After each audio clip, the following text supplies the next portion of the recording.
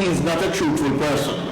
So that is the man who is our DPP, who is trying to criminalize us, who is trying to put us in jail.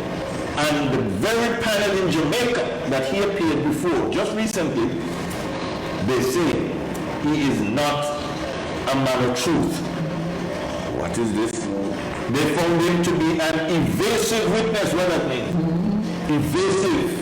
When they ask you one question, you dodge it. They went on to say, on many occasions, he tried to sidestep questions and answer not what was asked of him, but what he wanted to answer.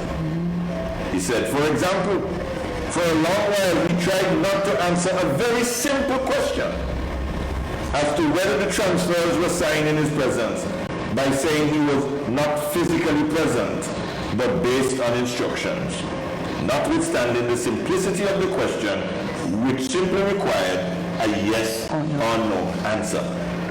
And then they go on to say about him again in describing the man who now occupies the sacred office of DPP. They said, the attorney also gave evidence which when analyzed made no sense and could not have been true. Oh my goodness me.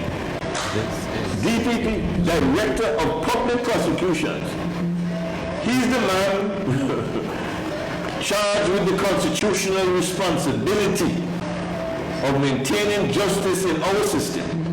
How can we have people like that occupying this position? But my question, when the judgment was handed down, our Attorney General said that he will be suspended while all this was going on, and yet he has been reinstated as DPP. Does that mean that he has been cleared? I don't understand. And why was it? Why is there no noise about this? He has gone right back to where we were when this all started. This is why it's important to mention it, because there are some positions which must be, as they say, beyond reproach. Yes. You must not be able to look on the holder of the position and be able to throw stones. You must not be able to look at the holder of the position and say, you hush because you did the same thing too. How could it be that you have a DPP who's going to be prosecuting people, accusing witnesses at sometimes of telling lies, and the witness could look back at him and say, you calling me a liar? What did they call you in Jamaica? What did they call you? So it is sad in my view, and nothing has been said about it by some persons, because I'll speak out, but in some places, you know, some people get protection from others.